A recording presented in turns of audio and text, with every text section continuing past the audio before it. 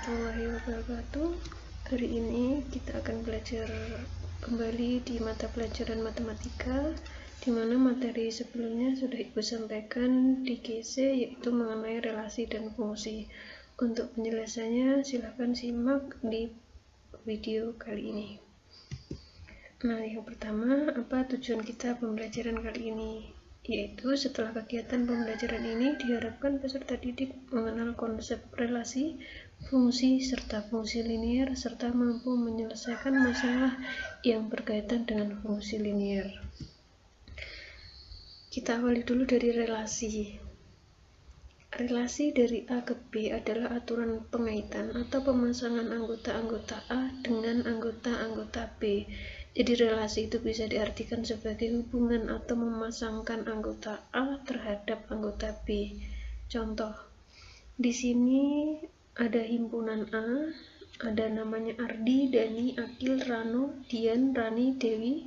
Kemudian ada himpunan B, ada 34, 33, 35, 39, 40, dan 42. Di sini Ardi nomor sepatunya 39 di anak panah seperti ini. Kemudian Dani nomor sepatunya 40, Akil 42, Dian 34, Rani 35, dan Dewi 33. Aturan yang menghubungkan kelompok nama dengan kelompok sepatu, jadi ini kelompok nama, ini kelompok sepatu, pada gambar 1.4 disebut relasi antara kelompok nama pada himpunan A dengan nomor sepatu pada himpunan B.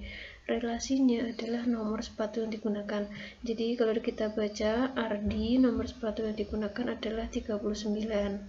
Dani nomor sepatu yang digunakan adalah 40, dan seterusnya.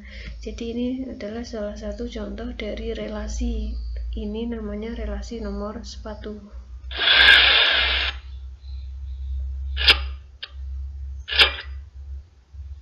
Nah, kita lihat di sini ada himpunan A, isinya 2, 4, 6, 8. Kemudian himpunan B isinya 1, 2, 3, 4. Apa nama dari relasi ini? Karena di sini ada angka 2, dia dihubungkan dengan 1, 4 dengan 2. Relasinya adalah 2 kali dari, kalau kita baca, 2 itu adalah 2 kali dari 1. 4 itu adalah 2 kali 2. 6 itu adalah 2 kali 3. 8 itu adalah 2 kali dari 4. Nah, ini juga contoh relasi. Jadi saling memasangkan antara anggota A dengan anggota pada B.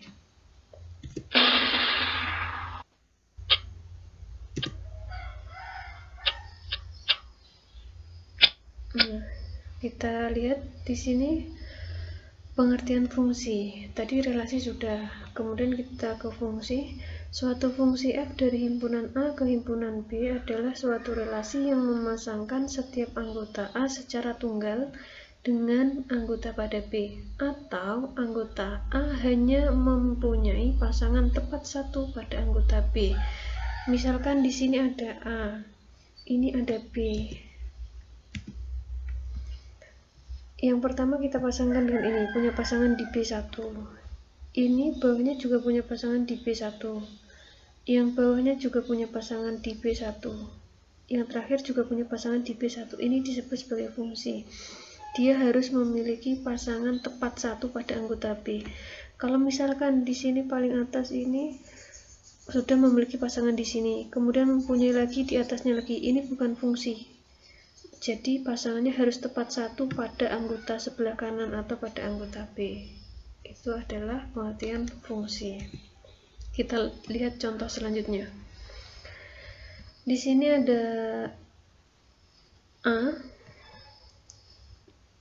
anggotanya adalah A, B, C, D, E. Kemudian di sini ada anggotanya 1, 2, 3, 4. Ini juga fungsi karena A dipasangkan dengan 1, B dengan 2, C dengan 5, D dengan 3, E dengan 4. Karena pasangannya tepat satu pada anggota sebelah kanan.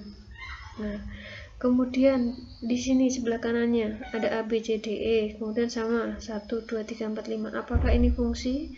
Kita lihat. A pasangannya 1, B pasangannya 1, C pasangannya 5, D pasangannya 3, E pasangannya 4. Ini juga fungsi. Kenapa? Karena pasangannya di sebelah kanan tepat 1. Walaupun 1 ini miliknya A dan miliknya B. Ini disebut sebagai fungsi karena di sebelah kanan hanya memiliki satu pasangan. Yang terakhir, A dengan 1, B dengan 2, C dengan 3, D dengan 4, E dengan 5, E dengan 2. Apakah ini fungsi? Iya, karena apa? Pasangannya juga tepat 1 di sebelah kanan. Nah, itu adalah salah satu atau beberapa contoh dari fungsi. Beberapa cara penyajian fungsi. Yang pertama, bisa dengan diagram panah. Diagram panah itu berarti seperti yang tadi, ada anak panahnya. Kemudian yang kedua dengan diagram kartesius, itu berarti seperti kita menggambar di kertas berpetak. Yang ketiga ada himpunan pasangan berurutan. Ini bisa dituliskan dalam bentuk koordinat. Dan yang terakhir adalah dalam bentuk tabel. Dalam bentuk tabel itu nanti bisa kita lihat contoh di selanjutnya. Di dalam fungsi kita mengenal adanya daerah asal, daerah kawan, dan daerah hasil. Apa sih daerah asal itu? Daerah asal itu disebut juga dengan domain. Perhatikan di sini ada fungsi ibu kota negara. Tokyo itu ibu kotanya Jepang, New Delhi ibu kotanya India, dan seterusnya. Pengertian dari daerah asal atau domain adalah himpunan tidak kosong di mana sebuah relasi didefinisikan. Perhatikan kembali relasi ibu kota negara yang diberikan seperti diagram panah di atas. Himpunan A isinya Tokyo, New Delhi, Washington, Jakarta, Kuala Lumpur. Sehingga domain atau daerah asal dari relasi ibu kota negara adalah Tokyo, New Delhi, Washington, Jakarta, dan Kuala Lumpur. Jadi daerah asal itu adalah daerah di sebelah kiri atau daerah. Nah, dari A di sini. Ini adalah daerah asalnya. Paham ya? Kita lanjutkan. Kemudian ada daerah kawan. Kalau daerah asal tadi domain, maka daerah kawan disebut sebagai kodomain. Daerah kawan adalah himpunan tidak kosong di mana anggota domain memiliki pasangan sesuai relasi yang didefinisikan. Kita lihat di sini. Domain berarti daerah yang di sebelah kanan. Anak panah. Berarti daerah kawan dari relasi ibu kota negara tersebut adalah Indonesia, Malaysia, Jepang, Singapura, dan India. Nah, ini adalah kodomain daerah kawan. Kalau ini tadi adalah domain daerah asal. Yang terakhir, ada ring atau daerah hasil. Daerah hasil merupakan anggota himpunan kawan atau kodomain yang memiliki pasangan pada himpunan daerah asal atau domain.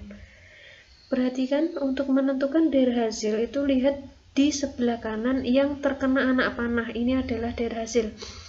Yang terkena anak panah adalah Indonesia, Malaysia, Jepang, dan India. Maka daerah hasilnya ya 4 ini tadi. Indonesia, Malaysia, Jepang, dan India. Nah, sekarang kalian bisa membedakan ya antara domain, kodomain, dan ring. Bisa kalian pelajari lagi. Kalau ada yang kurang paham, bisa kalian tanyakan ke ibu, bisa lewat WA atau di komentar di GC. Semoga video ini bermanfaat. Sampai bertemu di pertemuan selanjutnya. Wassalamualaikum warahmatullahi wabarakatuh.